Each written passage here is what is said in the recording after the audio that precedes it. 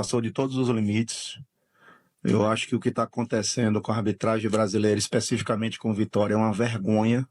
Nós fomos prejudicados contra o Botafogo, num gol anulado, sem sentido. Fomos prejudicados contra o Corinthians, onde o VAR chama e o cidadão não expulsa o jogador do Corinthians. E hoje um escândalo, em todos os termos. Não estou discutindo que o Cruzeiro poderia já ter empatado o jogo. Acho até que o Cruzeiro merecia já ter empatado o jogo. Mas não precisa empatar dessa forma que foi empatada. Está nítido, está claro.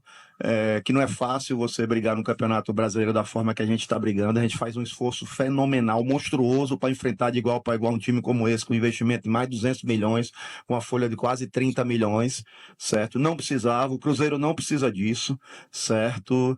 E é um absurdo, é vergonhoso. A gente precisa clamar aqui pela profissionalização da arbitragem. Enquanto a arbitragem não for profissional, a gente vai ficar aqui cheio de dúvidas e indagações na nossa cabeça, certo? É um absurdo você ainda não ter uma arbitragem profissional, ou seja, o árbitro teria que receber o salário de arbitragem e ser só árbitro, ele teria que ser profissional. E nós no Brasil temos essa vergonha de não ter o profissionalismo da arbitragem. Nós não podemos nos permitir perder competitividade. Temos uma ideia de jogo, um plano de jogo para ter vantagem competitiva sobre o adversário. Se em alguma circunstância essa vantagem não estiver acontecendo, e como no jogo de hoje, pelo contrário, estava proporcionando situações favoráveis para o adversário e nos colocando em dificuldade, temos que ter a maturidade de, nesses momentos, saber.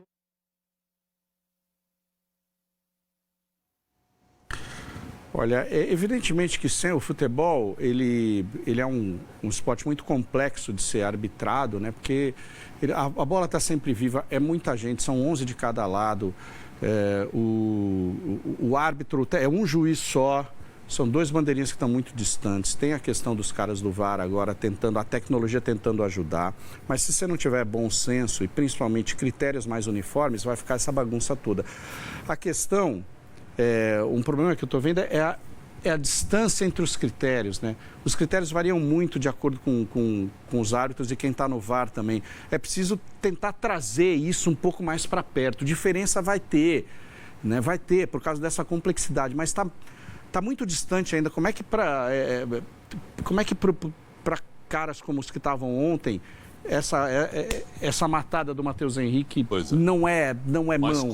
E para outros que parece muito menos, uma bola que vem e que toca aqui no cotovelo, opa, não, mão da pênalti. Entendeu o que eu estou falando, Pretzel? É uma distância muito grande de critério. São coisas pequenas que permitem interpretação e podem acontecer essa discrepância. A coisa ainda está muito longe. Você não pode confiar, você não tem muito... Não, isso aqui o VAR vai chamar.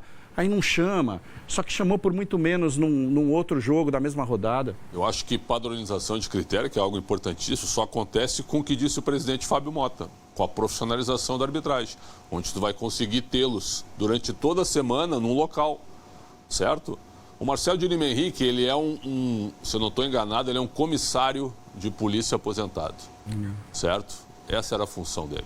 Hoje ele vive da arbitragem, ele tem 52 anos, ele está no quadro especial que se chama, né? Se aposenta cedo, hein? Se aposenta cedo, certo? Ele virou um cara do quadro especial, porque pela regra ele já não poderia mais apitar, certo? Aqui no Brasil se permite isso. Se quiser apitar até os 55, vai. Se tiver e ele está em boas condições, eu acho ele um bom árbitro. Mas para ele viver só da arbitragem, por exemplo, lá com seus 35 anos, estou dando um exemplo... A CBF é que tem que custear isso, entendeu? Para pagar, como disse, paga um salário, ou CLT, ou pessoa jurídica, não sei. É que o medo da CBF hoje é com a questão trabalhista em relação ao árbitro. Aí é que está o detalhe. Para você profissionalizar, você tem que ter, por exemplo, no Rio de Janeiro, ou no quadro nacional, ou com as próprias federações. Como é que tu faz isso? Quem paga o árbitro que apita o Campeonato Gaúcho? É a CBF ou a federação? Né? Outra coisa que eu acho um absurdo. No borderô vem descontado lá. Quem paga o VAR e a arbitragem são os clubes. São os clubes que pagam. Vem descontado no borderô. Isso eu acho um absurdo isso aí. Quem tinha que pagar era a CBF. Sabe quem é que paga o VAR? São os mandantes. 30 mil por jogo. Cada time paga 30 mil por jogo para ter o VAR. Então, quando tem jogo entre Corinthians e Bragantino, quem paga o VAR no jogo da CBF, jogo nacional, é o Corinthians, 30 mil reais. E aí o Bragantino paga 30 mil reais quando cedia o jogo. É assim que funciona. Vocês acham correto isso? Claro que não. A CBF é milionária, quase bilionária, dá para dizer assim, com o faturamento que existe. E não paga esse tipo de coisa, e não profissionaliza a arbitragem. O presidente tem razão.